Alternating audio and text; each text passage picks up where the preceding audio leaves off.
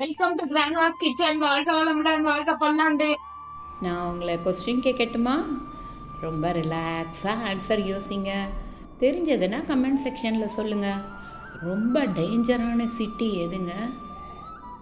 இன்னைக்கு நம்ம பார்க்க போகிறது ஒரு பாய் வீட்டு நெய்ச்சோறுங்க. இது பாஸ்மதி ரைஸில் நான் இன்னைக்கு பண்ணியிருக்கேன்.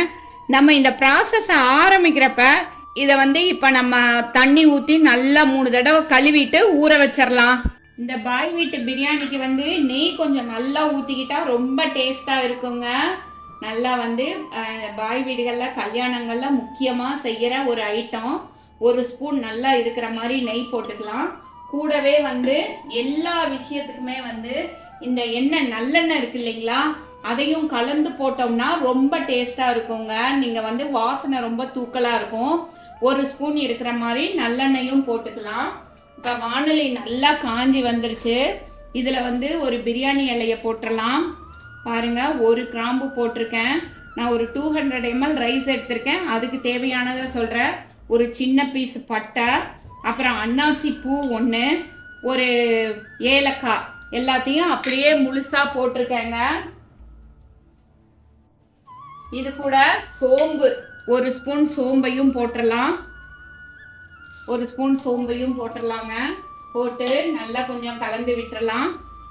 கலந்து விட்டுட்டு ஸ்ப்ளிட் பண்ணி பச்சை மிளகாய் இருக்கு இல்லையா, இதை இப்படி ஸ்ப்ளிட் பண்ணி அதை போட்டுடலாம். எண்ணெயில் போட்டுட்டு வெங்காயம் மீடியம் சைஸ் வெங்காயம் நான் 2 கட் பண்ணி வச்சுருக்கேன். இது மாதிரி நீல வாக்கில் கட் பண்ணால் நல்லா இருக்கும். இதுக்கு இதையும் போட்டுடலாம். வெங்காயம் ரொம்ப ப்ரௌனாக ஆயிடக்கூடாது. அதனால நம்ம இந்த பாய் வீட்டு பிரியாணி அதோட ஹைலைட்டு அதோட கலர் தான். வெள்ளை கலர் மாறக்கூடாது. அதனால இதை செய்யறப்ப நம்ம மீடியம் ஃப்ளேம்லயே வச்சு செஞ்சோம்னா நல்லா இருக்குங்க. இது வெங்காயம் கொஞ்சம் ரொம்ப ப்ரௌன் கலரா வேகாம ஒரு கோல்டன் கலர் வர்ற வரைக்கும் வெந்தா போதும். வெங்காயம் ஃப்ரை ஆகிறப்பவே இஞ்சி பூண்டு பேஸ்ட் நல்லா 1 ஸ்பூன் இருக்கிற மாதிரி போட்டுடலாங்க. பாருங்க, இஞ்சி பூண்டு பேஸ்ட்டு 1 ஸ்பூன் இருக்கிற மாதிரி நான் போட்டிருக்கேன். அதையும் சேர்த்து அதில் உள்ள ஸ்மெல்லும் போகிற மாதிரி கொஞ்சம் ஃப்ரை பண்ணிடலாம். மீடியம் ஃப்ளேம்லேயே வச்சு ஃப்ரை பண்ணாதாங்க நல்லாயிருக்கும். தக்காளி ஒரு மீடியம் சைஸ் தக்காளி, ஒரு 2 தக்காளி கட் பண்ணி வச்சுருக்கேன். அதையும் நம்ம போட்டுடலாம். தக்காளி பெரிய பீஸாக கட் பண்ணிக்கலாம். சின்ன பீஸாக கட் பண்ணால் ஸ்மாஷ் ஆயிரும். ஸ்மாஷ் ஆனால் ரைஸோட கலர் சேஞ்ச் ஆயிரும். அதனால பெரிய பீஸாக கட் பண்ணி நான் போட்டிருக்கேன். அதையும் போட்டு ஃப்ரை பண்ணிடலாங்க.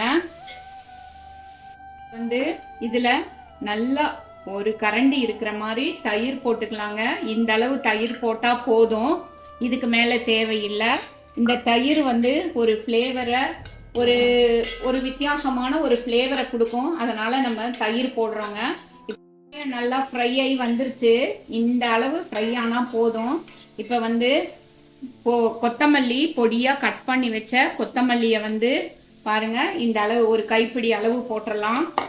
அதே மாதிரி புதினாவும் அதையும் ஒரு கைப்பிடி அளவு போட்டுடலாங்க. இந்த புதினாவும் கொத்தமல்லியும் நல்ல ஃப்ளேவரை கொடுக்கும். இதையும் கொஞ்சம் நல்லா ஃப்ரை பண்ணிக்கலாம்.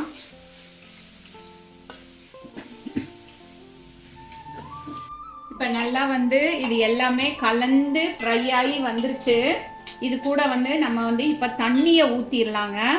1 கப்பு பாஸ்மதி ரைஸ்னா நான் 2 டம்ளர் தண்ணி ஊற்றுவேன். நல்லா வெந்து வரும். அப்போ அவங்கவுங்க வீட்டில் எப்படியோ 1.5லேருந்து 2 வரைக்கும் ஊற்றலாங்க.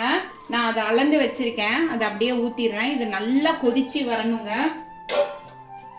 நல்லா கொதிக்கிறப்ப ரைஸை போட்டால் தான் எல்லாமே கலந்து நல்லா வெந்து வரும்.